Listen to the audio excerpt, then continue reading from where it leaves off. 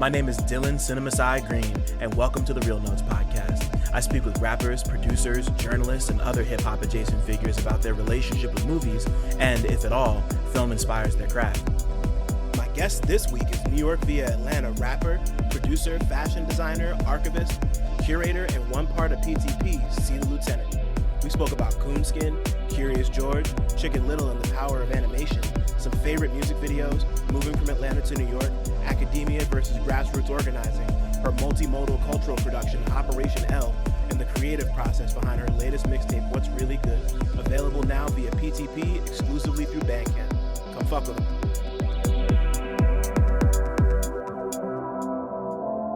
I was traveling like a week ago. I was out of town for like a week or like 8 days. I was going to ask, how was your trip? It was good. I was in Miami at first. I was in Miami for like 3 days, and then I was in Seattle for what became 3 days, maybe 4. I forget. It's all over the place. But I definitely got stuck out there because of the blizzard here. Mm-hmm. So I had to extend my trip another 2 nights, but like another full day. So it was cool because I was out there for a conference, and I didn't really get to explore the city too much during those 3 days of conference time. So that last day was like, okay, let's just like walk around, see some shit. And it was cool. I copped mad CDs, mad books. Yeah.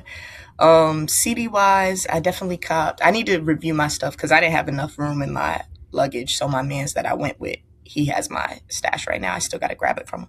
But I definitely copped like a Purple City, like mixtape out there, which was crazy. I don't know why was that there? No clue.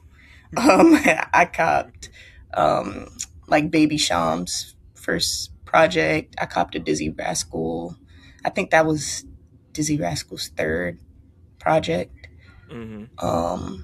I copped Shine's first project, all on CD. I was like, I'm having a great time here.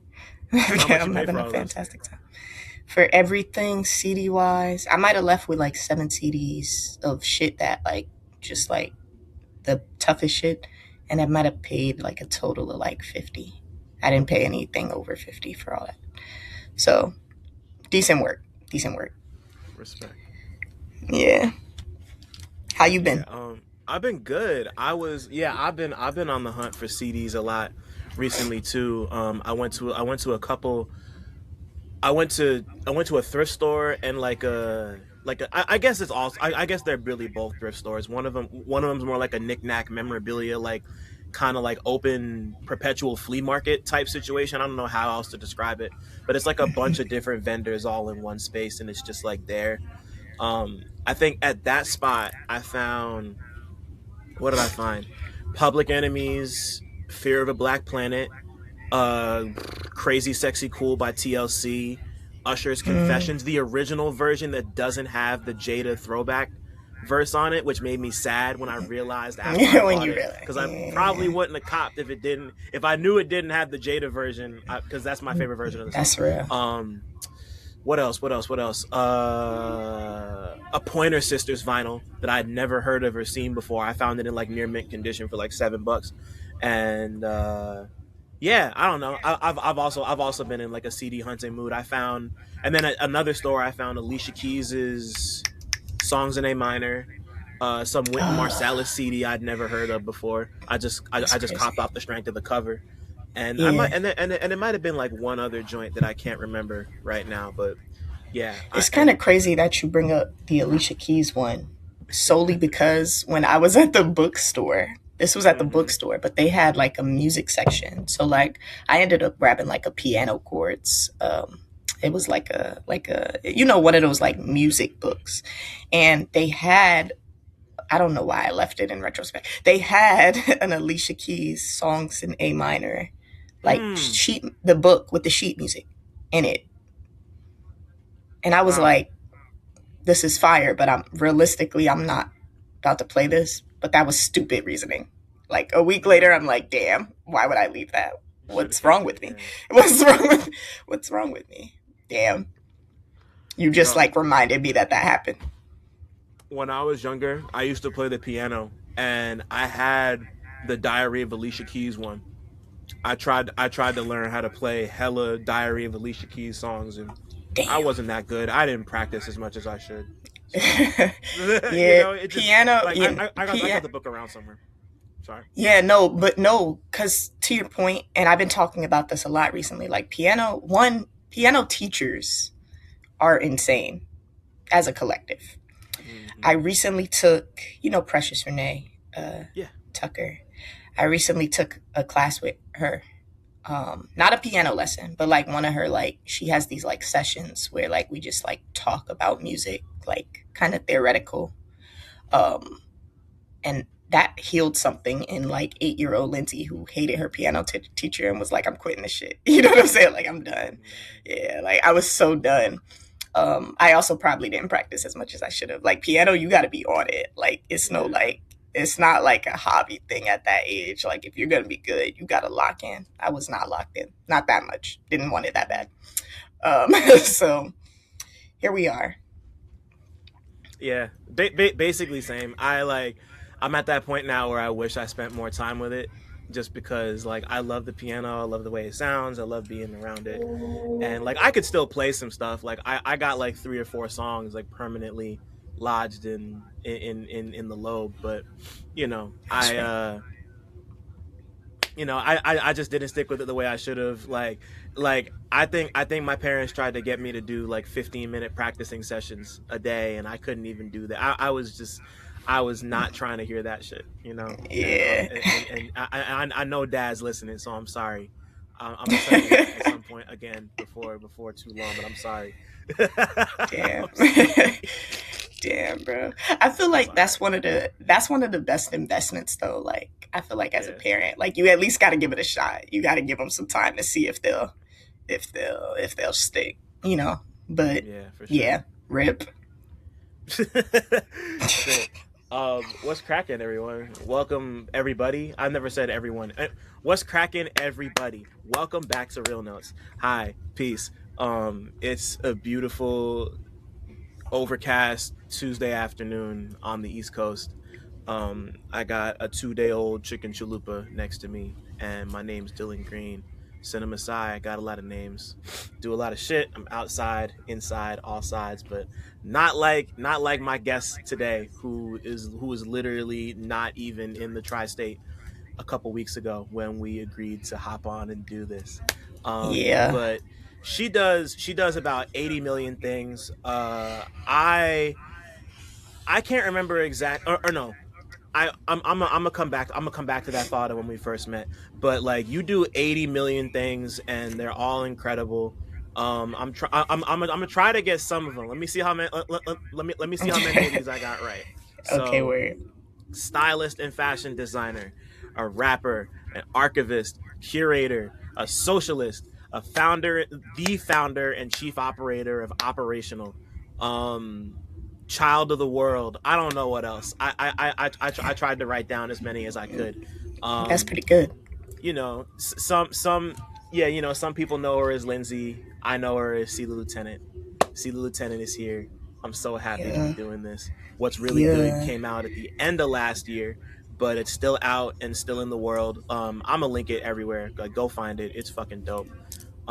Lindsay, C, Lieutenant, thank you so much for being here.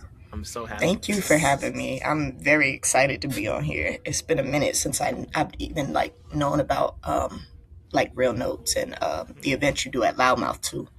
Um, so yeah, I'm excited. It's like this is a cool opportunity. I'm glad you thought of me. Nah, I had been thinking about you for a while, ever since the project came out, and I reached out and gave you my thoughts, and I was like, yeah, I was like, yeah, we got to do this at some point. And then I Sure. saw you, I saw you at the 4-year Annie at Loudmouth, like a couple days ago, Word. and Yeah. yeah, yeah, no, you were there, and then you were gone. I tried to find you after, and you were just gone. Yo, I work 2 blocks down on Marcus Oh shit. Garvey. It's a yeah, so it's a spot called Grow House. I'm a community steward there. I don't mind sharing that because I'm really here. But Hmm. yeah, we just opened up within the past month, and so obviously like I was like I've been in the neighborhood just like networking with all the other little businesses happening. I've been on Sam because I did my first mixtape release party at Loudmouth a couple years No back. shit. So me and him are cool. And so I had popped in there with some of the flyers, like, yo, and then I remembered that the 4 year show, like we got there maybe at like, I was still working till like 8, but the show started at like what, like 5. So I popped in there like 5:30 and I'm like, oh shit, y'all are having a show today. I'll be back when I get off. So he was like, yeah, come through. We'll be jumping. And by the time I got back at like 8, it was jumping. Um, but yeah, I was fresh off work, so I was there for a few sets, and then I dipped out. But yeah, I like popping into there because it's so close, so I always could like just get off of work and pop in and see what's happening. Hmm. I love the Marcus Garvey area. There's so many cool, like, there's like bars, there's Loudmouth, there's I don't know, there's like a million little things just like up that strip, and it feels like it's Yeah, starting to become like like it's been bustling obviously, but like it's just starting to attract like a whole different kind of person. yeah, Like it's not exactly gentrified. It's like coming up on it, but it's yeah. I feel like like the the businesses yeah, there are trying to make sure it doesn't, though. Not which to I cut you off. appreciate. Yeah, No, no, yeah, you're good. yeah. I feel Um, like 2 doors down from us too, on the same corner, that old hardware store, Nicole Hannah Jones, who's like 1619 Project, for those of y'all who don't know, is opening up a bookstore. Or it's gonna be like books and bourbon, I think is the vibe. ooh, I think it's called North Star, but I don't wanna mess up the name of it. But it's already, their website's already up, like you could look it up. It's about to open. Um Over there too. They've been doing mad construction and getting that situated. I'm sure it'll be up by the summer. So like, yeah, that whole strip is just bow bow bow bow bow. Mad stuff going on. Richard Bieber's gallery is on the right of us. yep, that's So right. like, yeah, it's just mad stuff happening. And I've been over here like ever since I moved to New York. I moved to New York like fresh 18. I was in the dorms for like 2 seconds, but like the pandemic made that weird. I went to the new school downtown, so like I was there and then I wasn't. So like I found an apartment out here like almost immediately, and I've been on the same, like, even as I've moved around, I've been on the same like corner. And so like I'm super familiar with like the area and how it's changed even over the past like 5 6 years. Mm. um but yeah, that strip I feel like is a shining star, especially as like that gentrification encroaches further south and to the east. um but yeah, You moved out here what in like 2020, 2021? it was January 2020. Mm-hmm. So I was literally So here right for before the like pandemic popped off. 2 seconds. Yeah, like I have like, it's like a fever dream. Like that was like, it was beautiful. You know what I'm saying? I got here, I'm living a dream, and then it was like, go back home. So I went back home. I was raised in Atlanta, um, Yeah.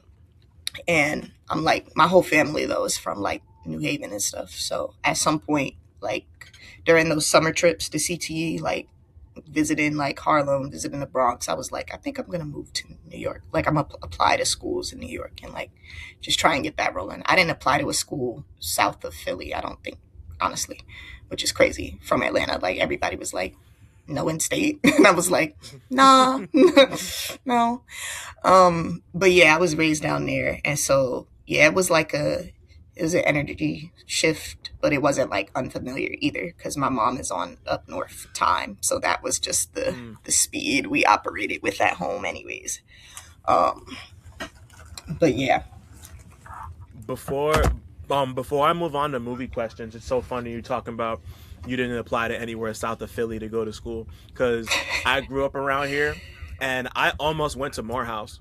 Like that was like my mm, first choice to go to a school, because like I hmm, was talking to my father about college applications, and I was thinking about like I wanted to go to school for film, and he was like, you should yeah, apply to Morehouse. And I can't remember if I did apply to Morehouse, but it was like that was the first thing I was like, oh, I need to apply to Morehouse. I don't. hmm, Once again, I don't remember if I did or not. I might have like started the application and maybe it like fell through or some shit. But I wound up yeah, going to SUNY Purchase instead.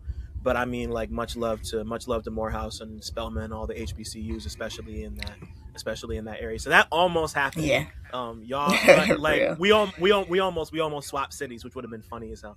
Just Word. just a Yeah. just a thought. Yeah. Just No, a thought. yeah.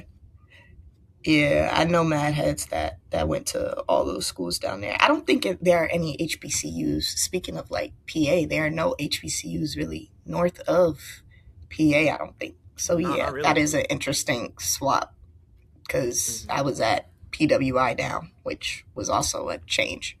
But I'm sure. whatever. Yeah.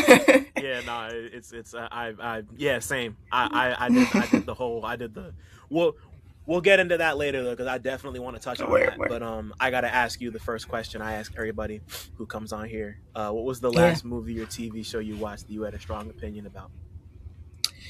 The last thing that I watched that like really, I was like, yeah, um, was Coonskin. Oh man, Uh, let's talk about it. yeah, yeah. So I watched Coonskin. Maybe this was like 3 or 4 weeks ago now. At this point, and like made a point to watch it on the projector and stuff. And um, I can't remember how it even came up. I think there was Oh, rumblings that Mazel's Uptown might be doing a screening of one of Ralph Bashki's films, and I hope I'm saying his name right.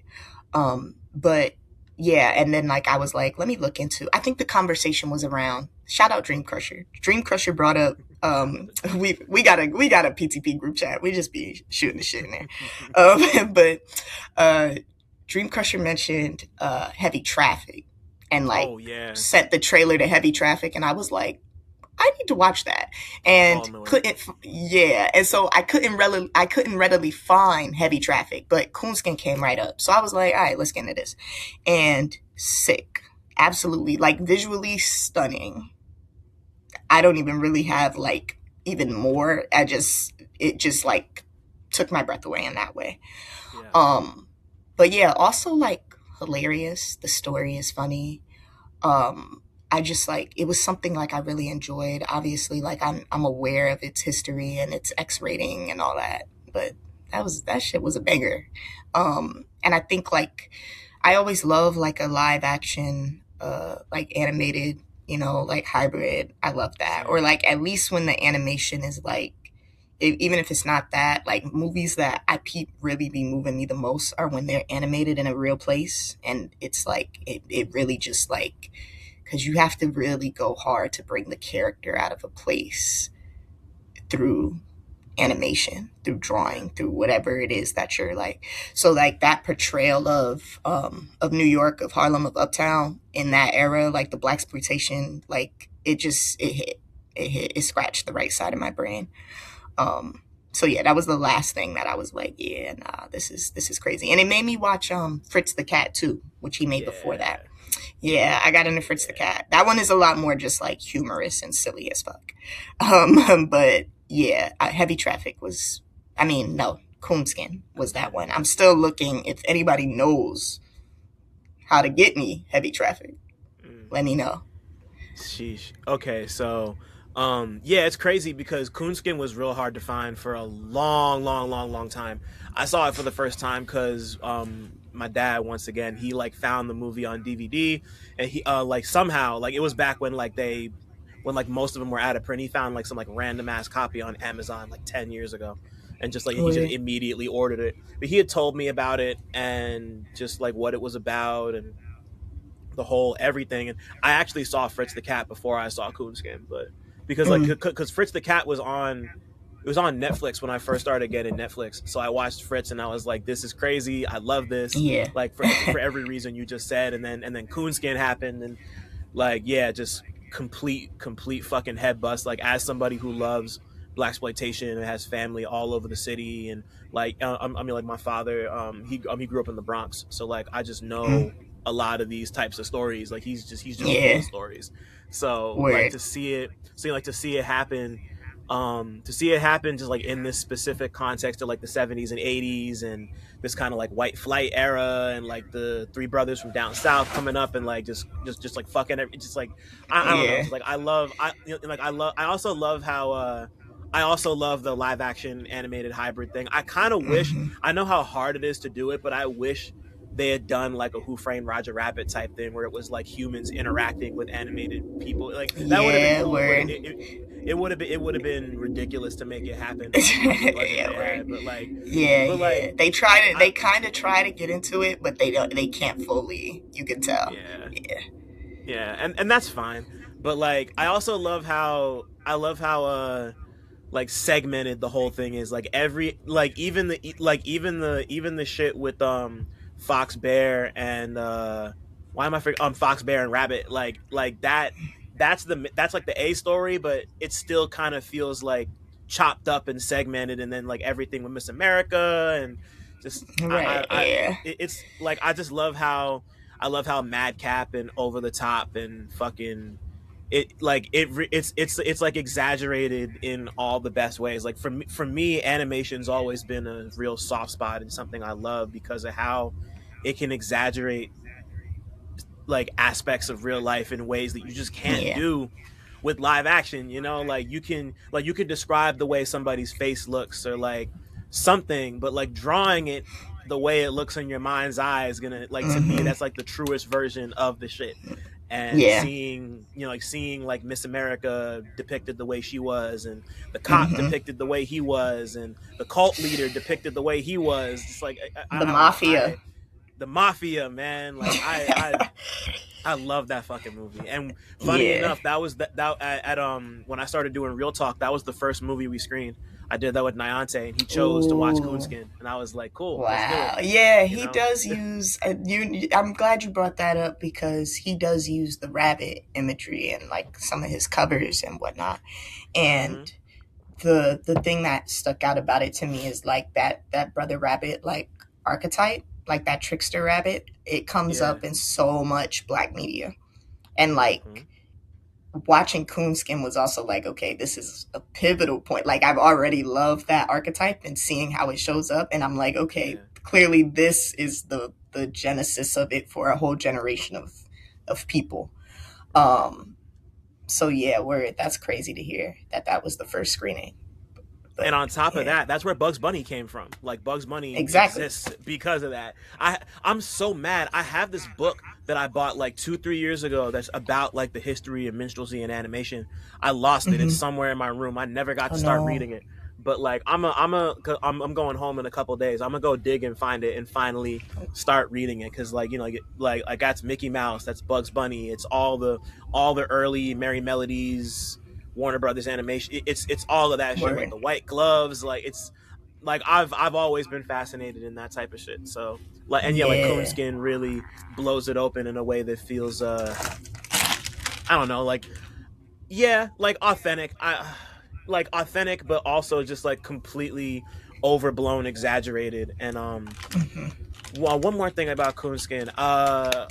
When I reviewed the last Schoolboy Q album for Blue Lips for Pitchfork, like I was listening to it, and I forget what song it's on now, but there's like a 3 second soundbite from Coonskin, and I heard it, and I was like, "That's from fucking Coonskin." Like it That's just, I don't know why, it just made me happy to know that like somebody at that level was willing to, like toss a bone to that era yeah. of filmmaking. And like that album reminds me a lot of Coonskin for a lot of reasons. I That think I think is cool. even the video for what song is The that? Alchemist joint. I know the one That you're talking about. Yeah. yeah, that Gabriel Moses directed for clearly in reverence for like that sort of work. And I think yeah, like the kind of like I'll use the word again, reverence that we have for animation in that way, like is cool to see when it shows up in the music and in the art. Like, Yeah. yeah. Yeah, no, it's the fucking best. But I mean, like, speaking of that, let's take it all the way back and dig into your history a little bit. What's the first movie experience you can remember having? It could be at the theater, it could be at your cousin's house. Just like the first thing that comes to mind for you. That's a really good question. Two came to mind. Um, Prefacing this with, as a kid, it was all like animated movies, so I'm probably going to be getting into a lot of those DreamWorks, Pixar joints. Sure. But first movie theater experience, The first time I remember being taken to the movie theater was to see Curious George in like '06. Like, and what a fantastic feel good kids movie. And they gave, because I read the books like growing up, my mom had Mhm. like me all the Curious George books, so like for me it was like, oh my god, in a movie, hell yeah. Like my mom was like, yeah, I'm Mhm. taking y'all, you know what I'm saying? So it made Yeah, sense. easy. But the depth, I say that to say, as a kid, like you're reading the books and like it's like very simple, there's not like depth to the character. That was Yeah. my first time seeing some depth to the man with the yellow hat. For like, you know what I'm saying? Like he has a lot. There's a lot there in the movie that you wouldn't get at all from the books. They had to like actually develop his character. So I respect that. Um Second movie that came to mind, which probably predates the first as far as like that I watched all the time, I had Chicken Little, the DVD I just of talked to Chicken somebody Little. else out here about Chicken Little. That's crazy. You know what I'm saying? So like that was like the movie that I earliest remember like putting on the most or being like excited that Chicken Little was like we about to watch Chicken Little. Like that was the one that I liked. Um and I remember it pretty well even still to this day. But yeah, like those two were like probably like the earliest I could reach back and think of. I'm trying to remember if I ever saw the Curious George movie. Like I read the books a lot growing up too. We had quite a few. I don't know if we had them all, but we definitely had like more than a few of those books. Where My sister at the time was a huge Jack Johnson fan, and Jack Johnson did the soundtrack for the Curious George movie. So, that's crazy. I mean, like I listened to it a ton. I think back when we used to play like our instruments for real outside places, we played. Hmm. I think we played that Upside Down song somewhere. My I sister was was just on about to say, so guitar. Jack Johnson did that song? Yeah, yeah, yeah. He did. That's crazy. He That's did. so crazy.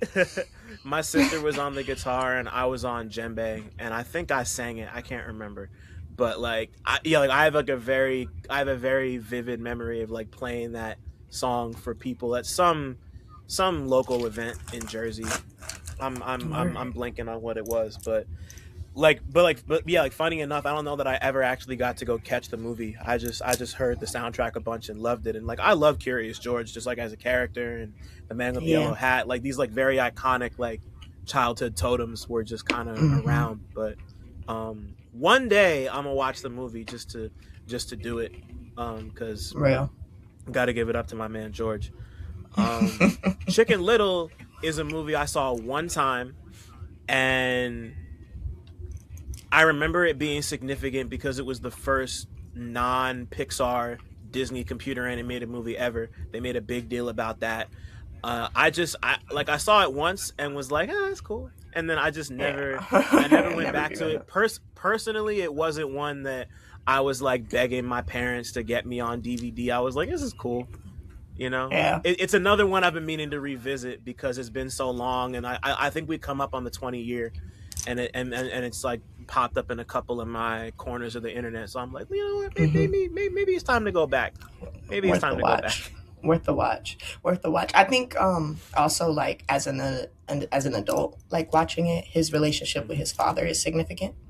Okay. Um it's worth like examining that. Um but yeah, as a kid it was just funny. What do you mean the sky is falling and he told you and you didn't believe him? Like what do you mean? Right. So yeah, it's all um right there. Like yeah. yeah, like it's all like he knew the literal whole time. I don't know. Mm-mm. Um yeah, so I feel like another movie just popped into my head too. I feel like a lot of them too was also like I was in that I recently listened to in preparation for this one I listened to Merkaba's episode too, Oh, let's because go. Shout out that's to Merc. that's the guy and he's also in said group chat. But Hmm. he brought up how like we're in that era, because I'm also 24, like we're in that era of like where the physical media was heavy and then it just wasn't. And Yep. so like I remember like at school too, but watching a lot of movies there. like for the first time, like they got the DVD and it's like a day where like it's an assembly day, or it's just we just chilling today and they just throw on whatever movie it is. And so a lot of the ones that I'm thinking of, there's like cross reference between we might have had the DVD at home, or I might have like begged my mom to buy it because I liked it at school, or like whatever it was. And so I always I remember significantly leaning towards like all the computer like animated ones. I wasn't really into like the Disney princesses or like none of those like those when they would put those on at school. I remember being bored. But I Mm. remember like first time seeing like Flushed Away. I Oh remember man. seeing Over the Hedge, Mm-hmm. and another one that I remember my mom buying for us was Madagascar. Peak DreamWorks era shit. Yeah, for sure. Yeah. Very significant in my young life. And I also think like even as a kid, I recognized Rock, like his voice As the zebra. separately. Yeah, like as the zebra, like I could identify him. And so I think that was also just like my first, like, just starting to experience it deeper than just this is a cool movie. Right. Yeah. I wanna see. I wanna dig into that, but before I do, because it doesn't come up on here super often, and it's not one that I hear people talk about ever really. I loved Flushed Away when it came out. Like I remember seeing it, and like I'm also like a big Wallace and Gromit dude. I've always loved Wallace and Okay. Gromit. Where I don't know why, but I just love that particular kind of just like droll British humor type shit, which obviously there's more to British humor than just Wallace and Gromit. But like yeah. there's just like something about that and like the claymation. It was like really charming type shit. And then just seeing something Where like Flushed Away kind of take that in a slightly different direction, having it look a little better, because it's computer animated as opposed to being well, better is the wrong word because claymation is fucking awesome and everyone should it's fire. Yeah. embrace that shit. It's great. But Yeah. what was it about Flushed Away that kind of like it's funny that that kind of stuck out for you considering how heavy you are into like grime and garage now. Like it was just like the shit you rap over. Yeah. So No, like talk to yeah. me. Yeah. That's yeah, no. You're catching on. But I think I like as a kid, like I wasn't if you would have asked me like back in the day, like what I thought about Britain, it was nothing. It wasn't until I got older that we even Right. start looping back into the UK. But yeah, that is you caught that more readily than I did. But Flushed Away was just like it was just hilarious. Like I just literally from a young age was like, yeah, this is good. The depictions were also like dope. Like I'm remembering like the buildings on the boats. Like I'm remembering the boats in detail. Like even now, as I Mm-hmm. can't really remember details of the movie, I remember like certain scenes, like or just like literally watching him go into the sewers and things like that. Like those visual moments really like stuck out. Same thing as we were talking about with Coonskin. It's just a Right, different right, right. world. And so yeah, I don't know. World building is the word that's sticking out. Like I just really can get behind being transported Word. in that way. And I think with animation it's so many fun ways that one could do that. Yeah. No, I agree. Yeah. And like I'm blanking on what the story even was. So Yeah, like me it was like a too. mouse that like he like lived in the house, and then like all the others lived in the sewer, and he like I think winds up so. in the sewer. I think Yeah, right. he winds up. Yeah, I think. Yeah, the family. I do remember the family was going on vacation. I don't know who tricked him out of it, or if he fell in, or how that happened. But yeah, he basically was literally flushed away, and he's trying to navigate and get back home. And if I remember, his family was rich or well off or something, and he was used to Mm-hmm. that, which is like his whole deal. Um, but yeah, I wish I remembered the plot better. It's been so long. It's Yeah. literally been so long since I watched that. This movie's also turning 20 years old this year. It came out in '06. So yeah, no, it's definitely Yeah. time to rewatch Flushed Away. That's crazy. Yeah, Um, real. but but I mean, you already stepped into the you already stepped into the next question. I mean, Hmm. like, just for people who might be listening who've never heard it, I like to think of this as like a capital M movie, one of those things that you really glamp onto as, like you said, just like more than just like, oh, this is a cool movie, something that connected with you in a what do I usually say, artistic or spiritual or emotional way. Like, you Hmm. already went there with Madagascar. So if you have anything else to say about why that one really stuck out, like on top of you mentioning recognizing Chris Rock as the zebra, like anything else there? Word. Yeah, but before I even answer it, let me clarify. This is not your favorite movie. This is Yeah, capital M movie. word. Yeah, Hmm.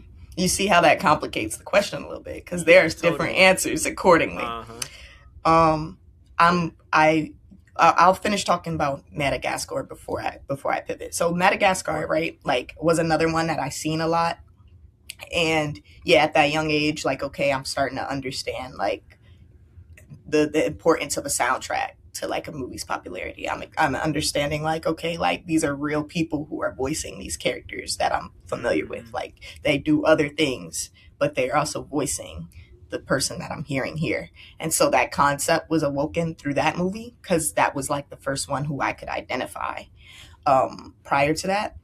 And also just like maybe the Leo in me was resonating with Marty. My fault. Sorry to interrupt, but I just wanted to shout out the Real Notes Patreon one time.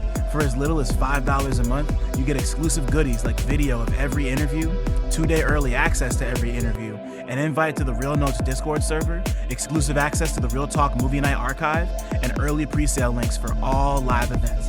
If you want to give a little more, you get other exclusives like retro 60-second movie reviews and monthly 90-minute workshops with me, where we can discuss whatever creative questions or projects you might have going on.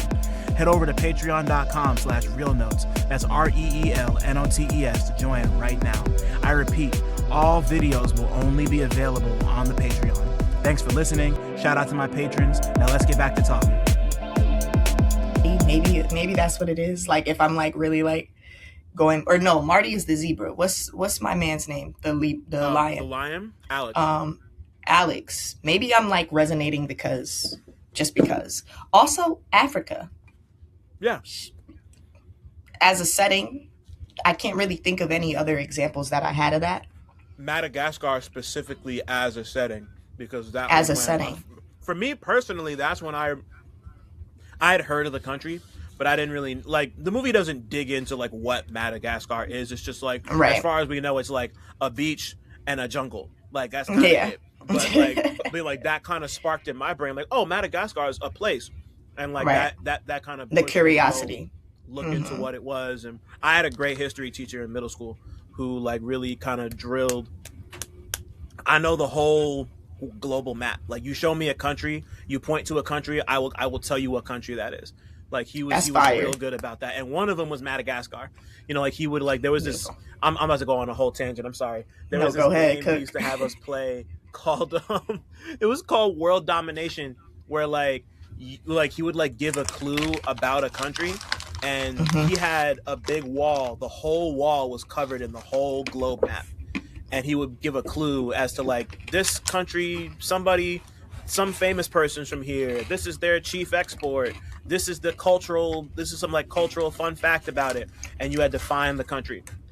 You'd be Hmm. like, you like just like Germany, Madagascar, South Africa, South Tome and Principe, like all these places that like Yeah. anyway, Madagascar is one That's of those that that's always so no, but that's so dope. And I'm gonna go on a tangent back because the cool. amount of people who can't identify places on a map, dog, Yeah, like it's a little scary. Like yeah. I remember being I might have been I had to be a senior in high school. I had to be a high school senior. I did this program in high school. Some people who are listening might know it's called IB. These are supposed to be top crop students. You know what I'm saying? Like I'm in there. There's like they smarter than me. So one day we get to our math class and he just randomly, instead of the math warm up normally on the desk, he has a map of the 50 states. And he says, to start, I'm gonna give y'all 15 minutes and y'all identify that. No phones, none of that. Like figure it out. And then he might have let us use the phones in like the last 5 minutes to figure it out. But bro, when I tell you, I like went in, it was pretty easy for me. I might have left out like, there might have been like 3 that I might have been forgetting or like, but as I filled out the map, like I pretty much got all of them after a point. I look back up, bro, the kids are struggling. They got New York in the Southwest. You know what I'm saying? Like they don't know what, it was bad, bro. It was bad. And even as like, how old was I? Like 17. I'm like, yo, like this is children left behind. Like this is help. Man. And like that. So shout out to your teacher for even having y'all do that. Cause I don't know how in 12, 13 years of schooling, like nobody had to do anything like this before. And I realized I hadn't either, but I love maps. I wanted to go to school for urban design initially. So like that sort of stuff I just was into, but I didn't realize like nobody was doing it if nobody was required to do it. Like, what do you mean you can't point at these states on a map and you live here?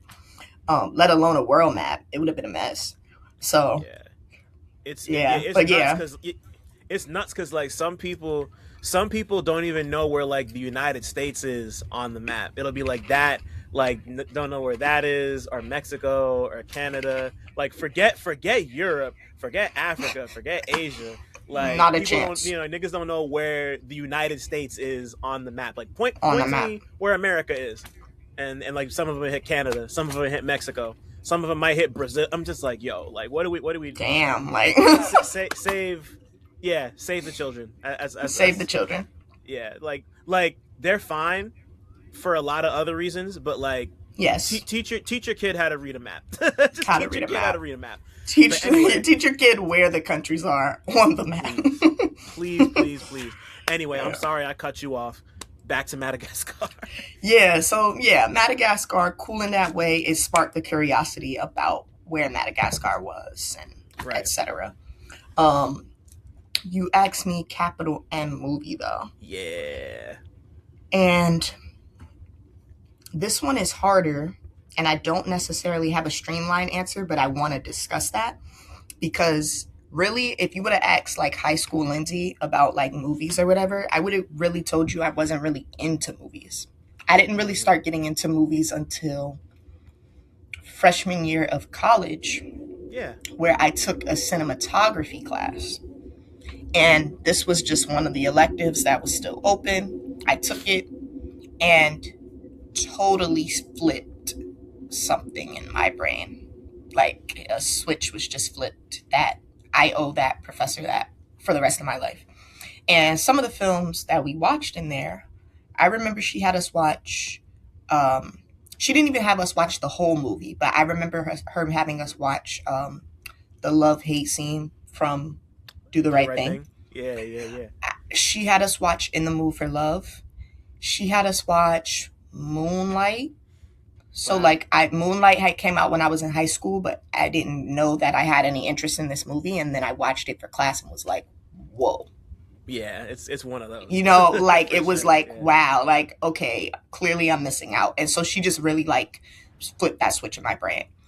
And so, yeah, I guess these are the 3 films that kind of come to mind when I'm thinking of like, okay, films that made me start to appreciate film in this way. I'm out of those, I'm gonna give it to Moonlight, even though In the Mood for Love is a strong one.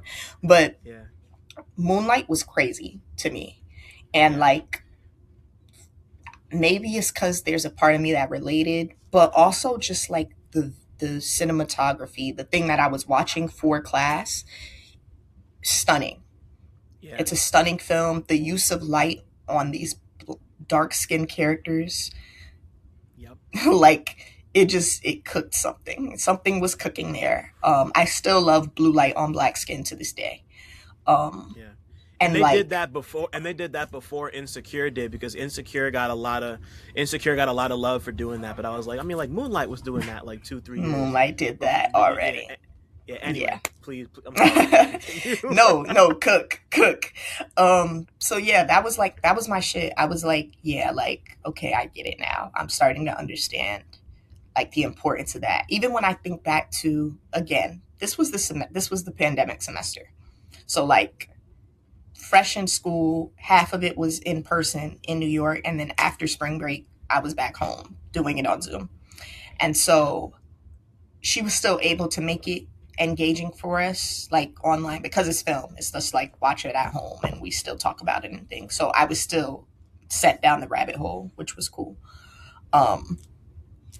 But it was also colliding with a lot of other things. Like prior to going to school, I wouldn't have called myself an artist or even really describe myself as a creative person, like at all. And so like I get there and Black History Month is coming up, and I'm getting involved with the Black Student Union, and I'm in like the Students of Color space, and I'm making friends, and everybody's like, "What are you doing for the showcase at the end of February for the Black Student Union? Like the art showcase? What you doing?" And I'm like, "I don't make art," and they're like, "No, I don't think you're hearing me." Like they bullied me into making some shit. They like bullied me into, which is crazy. But I was like, okay, I guess I mean, it was for the best. And I was like, okay, I guess I'm making something now. So I remember I did a couple of paintings. Those weren't about shit, but I did do a video piece. So the first piece of work that I really like made with intention was a video piece. And I screened this piece at the thing. And like, it's a big ass screen. The room is dark. Everybody is immersed. It's like 200 people in this room. And they asked me afterwards, like, "Yo, you ever heard of Arthur Jafa?" And 18-year-old Lindsay is like, "I don't know who the fuck that is, but thanks, I guess, whatever." Not knowing. Now I'm like, damn, they probably think I copied this nigga. Had no clue. Had no clue who he was when I made this piece. But I think it's just it's an innate thing. And I'm looping it. I'm like kind of ranting, but I'm looping it because the first time that I also remember even having this care for like how things showed up visually on the screen before capital M movies was music video. Mm-hmm. And so because I had that, like, I guess like I spent a lot of time watching music videos as a kid. Me and my brother, like that was a pastime. Like if we weren't outside, like, or we weren't like on Nintendo, it was like we're watching music video countdowns. You know what I'm saying? Like shout out like BT, like 106 in Park, and Fuse TV used to have a crazy countdown back in the day. Like we were on that. BT now had one too. Yeah. Yeah, you know what I'm saying? So we was on that. And like because we were on that, like any video from that era, like that late 2000s, early 2010s, like I could pretty much remember, like I'm on that. So I think when I look back at that first video that I made, like, okay, yeah, I'm taking a cinematography class at the time, but I only was in there like a month. The real sensibilities for that is coming from the music videos. And when I think of Arthur Jafa and what people were seeing in that, it's also coming from music. It's like his idea of like Black visual intonation. And so like I got that without even knowing that I was getting that a long time ago. And it all kind of loops into my taste and what I like. So when I watch Moonlight and I'm watching the way that this story is told, it also strikes me because the cinematography was doing a lot of the work of the storytelling as you watch it. Yeah. Capital M Moonlight. Come on. Like, I remember when I saw Moonlight for the first time and was like, I fell in love damn near like 10 minutes in. Like, I just loved it for everything it was then. And then they brought it back to, they showed it in IMAX for its 10th anniversary last year. And I watched it again and was just like, yeah, 10? It happened. 10. Yeah. The movie's 10 years old. 2014. 2015, maybe. Hang on. Let me.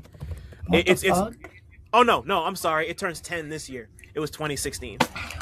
So yeah, it's exactly. I'm like, exactly 10. I'm like, damn, that's still crazy, but a little less crazy. But right. That checks out because I was definitely like in high school when it dropped. I remember like the award like frenzy. Like I remember it being a big deal, but I just wasn't interested at that time yet. Yeah. And then watching it like 3 years later, I was like, wait, everybody, wait, I get it. Yeah, no.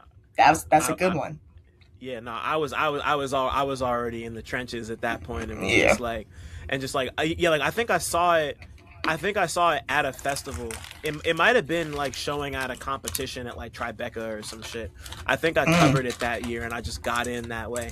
And it was, yeah, it blew my mind in 2016, and then it blew my mind watching it on screen again last year. Like, yeah, like I was like seeing it in IMAX. It's like I try not to get too hyperbolic when it comes to stuff I really enjoy, but that's like a perfect movie. Like when I think of movies, I think of like, is this the best version of exactly what it's trying to be? And I cannot imagine Moonlight being better than it is. Just, it's perfect. There's nothing wrong with the movie. Like every directing choice, every acting choice, the music, the soundtrack, the licensing, the fucking cinematography, the lighting, just everything about it. It's just a perfect movie. I've seen it so many times, and I can't find any issues with it. Just like every aspect of black male queerness it gets into, and just I don't know, like it's fucking perfect. Sometimes it's a beautiful sometimes film. Things are perfect, and that's one of them. You know? Yeah, that one is up there. That one is definitely up there, man. And then you had mentioned Do the Right Thing and one other I'm already blanking on. In the Mood for Love. I had to watch In the Mood for Love. I just saw that for the first time last year somehow. Word. So it's a good one. It's a good one. And it's a good one, like based off of cinematography, obviously. And I could appreciate the slow burn. I'm normally not here for the slow burn. I appreciate that slow burn. It made me, again, I think that being a film that I had to see early on and me actually engaging with film seriously, it made me appreciate slower pacing and like that sort of intentionality. And it forces you to be like, it forces a gratitude out of you. Like, and I enjoyed that. And then, Do the Right Thing. Yeah, shout out. Do the Right Thing. I don't even know if when I watched that scene, if I was able to watch the full thing right after. Now I've seen it like more than a few times. But I remember seeing that scene and being like, okay, let me tap in Spike Lee. I remember maybe the first one that I actually ended up watching by him was Crooklyn. Yeah, I feel like that has to be the first Spike joint that I've seen. But Crooklyn was really good. And then at some point I've seen Do the Right Thing on so many occasions. I couldn't even tell you which one was the first time that I seen it. I don't know. Moving here, like you just gotta, I feel like that's a movie you gotta lock in and watch. I always bully people now. Like when my friends are like, I haven't seen it. I'm like, but you live here? Like, do your homework. Right. You know what I'm saying? That's a respect thing. So I had to tap into, and I definitely had watched it by the time he did the block party a couple years ago for the anniversary. I definitely had seen it a few times by then, which was dope. That's obviously nearby, like on Stuyvesant. But yeah, I think that one for me, Spike Lee is actually, like, honestly, Spike Lee films for me mostly are about the cinematography. I think, I'm not trying to slander him. I said I was going to step into this being positive. But what I will say, the one comparison and hot take that I will throw into this episode is that I think that the shit that Tyler Perry gets about his storylines, Spike Lee doesn't get because he's from New York. Yeah. I'll leave that at that. I'm gonna add on to that and say that he is kind of Tyler Perry 1.0 for a lot of reasons. And that mainly comes from me. It comes from a lot of things, but like you could go back to like She's Gotta Have It. Like there's kind of like elements of that in there. And then I saw the She's Gotta Have It they made for Netflix, which I thought was fucking terrible. I've heard. I involuntarily cringe whenever I think about it. Just it's so fucking awful, man. I'm sorry. I've heard. And like I've Spike comes up on here a lot. Obviously, you know, like you can't talk to rappers and rapper Jason folks about movies and not have Spike Lee come up. I mean, like some of his movies are some of the best I've ever seen in my life, and then he's made like a bunch of trash. he's been all over the spectrum, you know, like Yep. he's got some of the greatest shit you'll ever watch and some of the worst shit you've ever seen. Yeah. Like his remake of Ganja and Hess, I think is terrible. And I love Ganja and Hess. It's called The Sweet Blood of Jesus. Really bad. Oh, I haven't seen Really it. bad. It's that bad.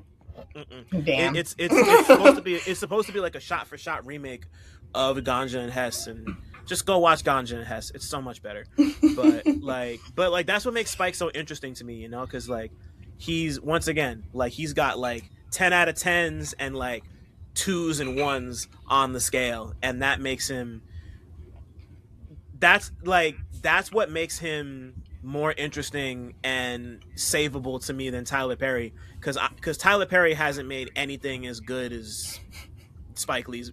Tyler Perry doesn't have a Malcolm X. He doesn't have a Do the Right Thing. He doesn't have a Bam. No. He doesn't even have a fucking he doesn't even have a She Hate Me. You know, like in my opinion. But yeah. No, you're cooking. You're cooking. That's fair. That's fair. I think, but yeah. I see where you're coming from. You ate. Like, no, you did. You definitely. I'm processing that, and yeah, you ate. You ate. But, yeah. I mean, yeah. Tyler Perry. Yeah, he's a Southern. What I will say is, what I'm trying to say, in the sense that I think that Tyler Perry does the thing that people don't give him enough respect on. Is that relatively independently, he was able to, like, I grew up kind of at the, like, I was young in this phase where he was running Southern theater. You know what I'm saying? And, like, there's a respect that I think I just have because I remember. Whereas it's, like, easy to joke about him for people who are, like, not from the South and the movie seems stupid. And that's still fair. I don't think it's not true. I just think nuance. To your point, Spike Lee, yes, there are really strong highs. And there are what the fuck happened here lows. I went to the theater recently to see highs and lows. Oh, well, highest to lowest. Yeah, highest to lowest. And, you know, like, it's funny. I laughed. You know what I'm saying? Like, I laughed. So I'll give him that, you know. But story-wise, after a while, you're like, damn, this is a long-ass movie. I don't know where we're really going with that. So, yeah, he's a hit-or-miss kind of guy. But Do the Right Thing is not one of those misses. And it's also, like, a story that almost feels, I don't know. I'm speaking from two sides because there's a part of me when I watch it, this feels timeless. Like, this feels like something that could happen right now. And I think most people who understand the history of New York, like, really understand that. But I also think I might just be, like, I've watched it with people who didn't see that. But I also think there's a lack of awareness of racial tensions specific to New York in the past decades, like prior to us being born, for like where I'm a little more well versed on that just as a history buff. But like, I think there's like, I peep that sometimes.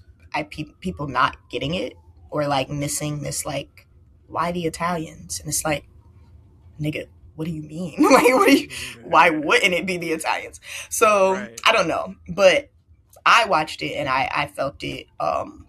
Yeah, there's great shots, and that's kind of like my first like experience of like Spike, like classic, like that slant, you know, or like that's like my first foray into his work in that way.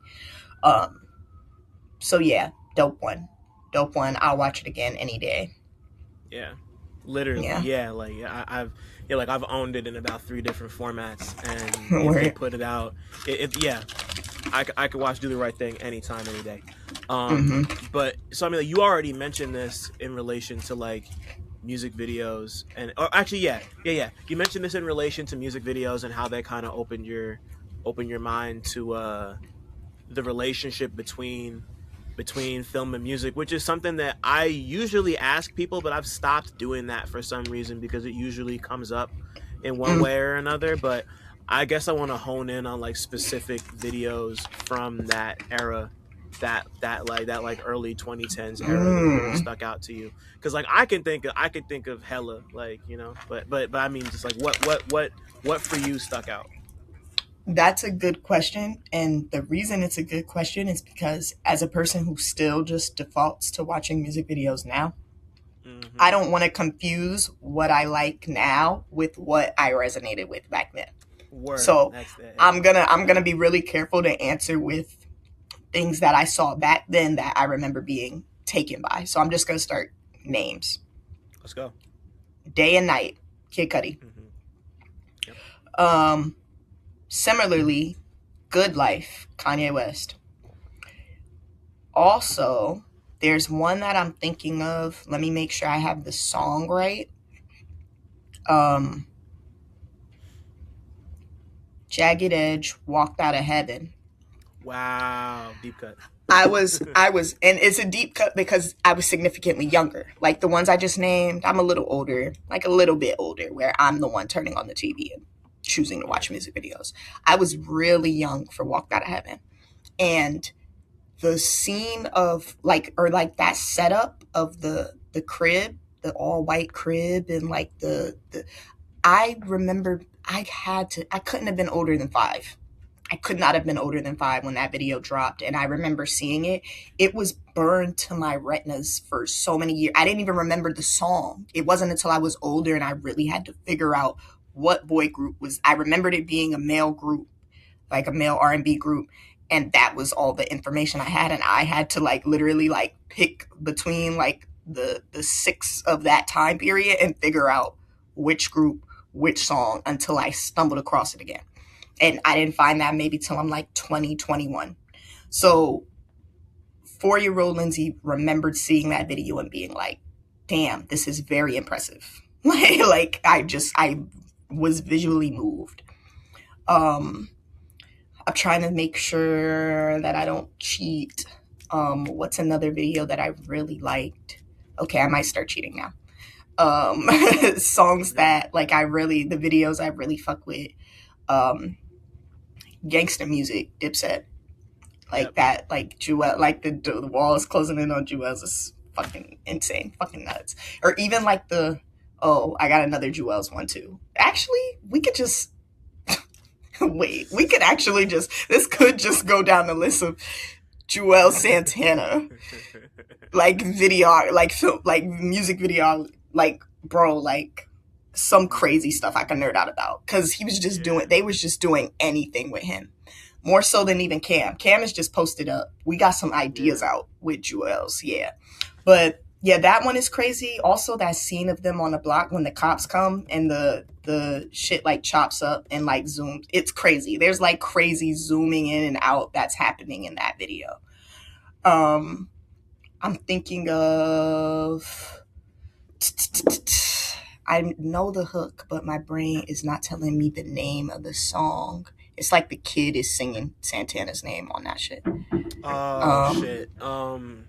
I'm mad because I was just thinking about yeah, Rumble, Young is Man the Rumble, name of but the it's song? obviously a different song. Yeah, but no, the name of the song is Santana. The name of the song is Santana. That one is Got it. crazy. Um, it's him and Cam, and they have like this angled shot of like up at them together, and it's spinning around in New York. Crazy. Mm-hmm. There's Dipset, Santana's Town.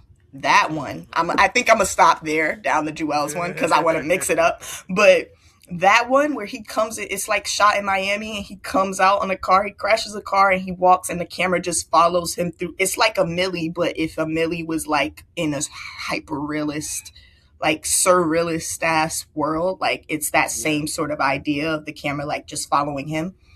Um, that shit is so crazy to me.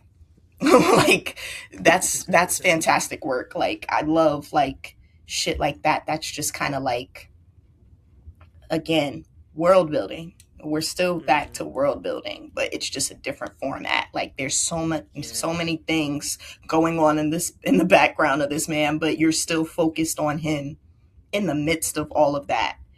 Um, Super impressive. Who else do I really want to shout out? as far as music videos. The Dream. Mm-hmm. The Dream has like like as a kid, I'm like, this is what the club is gonna feel like.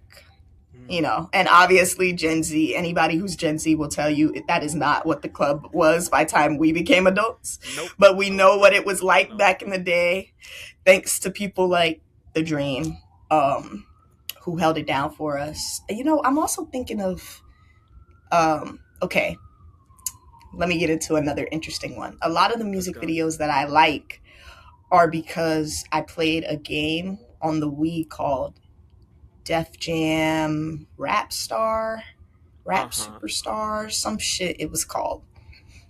If you're real, you really know that one. Like that's a real nigga game.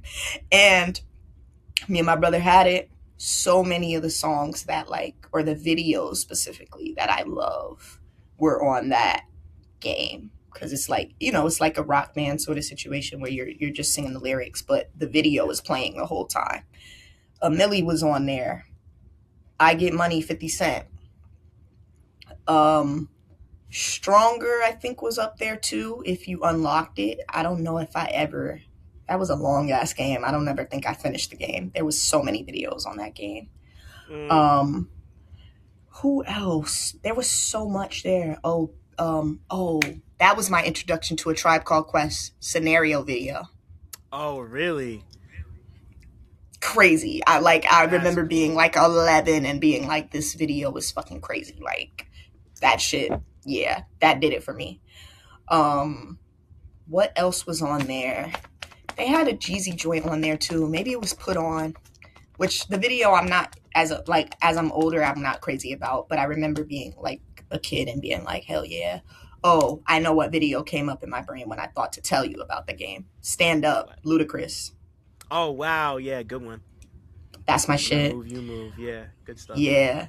As an adult, my favorite Ludacris video though is Southern Hospitality. That's my favorite That's, Ludacris song and video, but that's my shit. yeah. I might have even played. I feel like I played that. I don't know if you were at that PTP screening we did, I wasn't. but I'm so I mad to this definitely day. played. I definitely, yeah, we did like a music video show and tell. It was a few of them, but I definitely played that at one of them because that's my shit.